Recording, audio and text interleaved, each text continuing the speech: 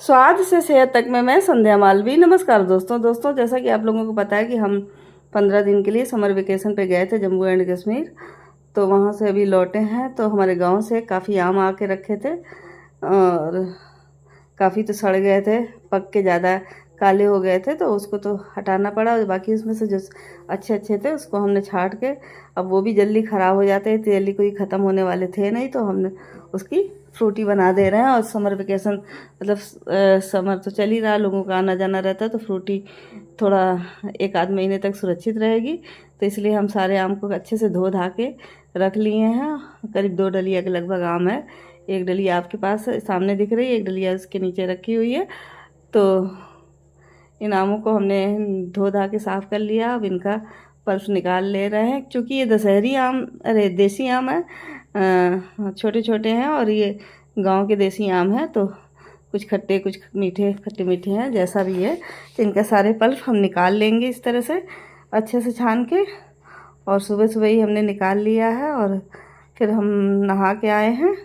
और ये देखिए सारा पल्प निकल गया है। तो इसको हम अच्छे से छान लेते हैं, जिससे उसमें जो रेसे वगैरह हैं सब निकल जाएंगे सही से। और फिर इनका हम अच्छे से फ्रूटी बनाएंगे।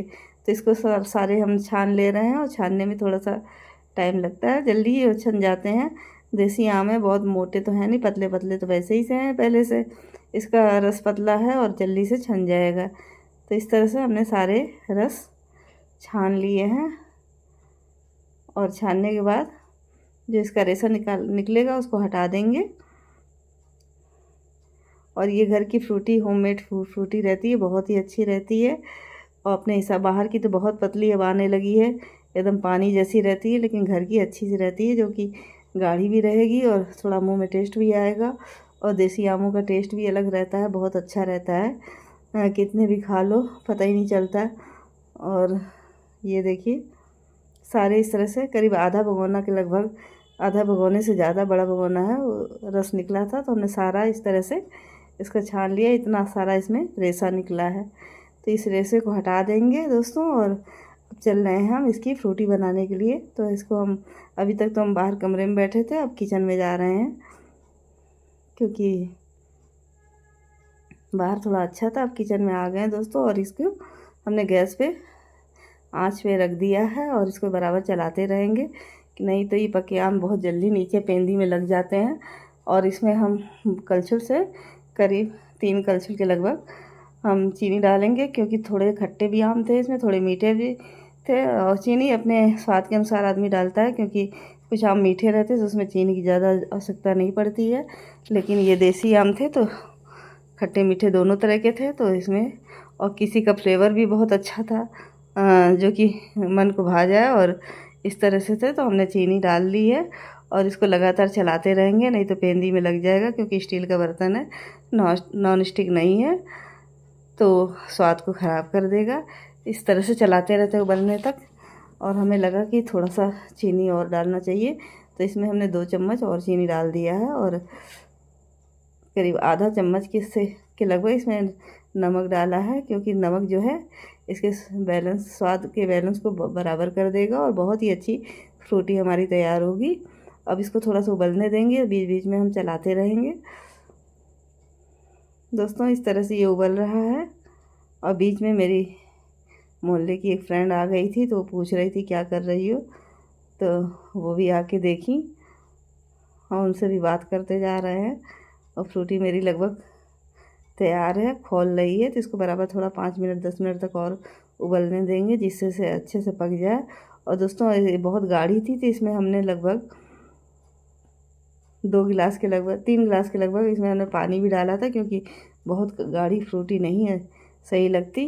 तो ये इतना इसका लेवल अच्छा हो गया, फिर भी ये गाढ़ा ही है और खोल रहा है, देखिए।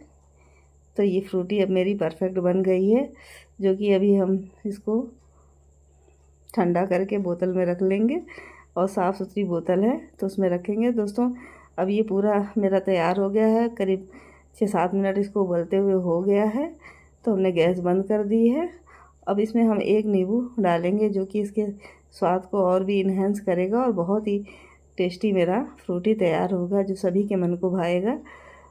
बच्चे हों या बड़े, सभी को फ्रूटी अच्छी लगती है। तो इस तरह से हमने इसमें एक नींबू पूरा डाल दिया और इसको थोड़ा सा चला के अब ठंडा होने के लिए छोड़ देंगे। जब ये ठंडा हो जाएगा तो इसको हम बॉटल में भर लेंगे।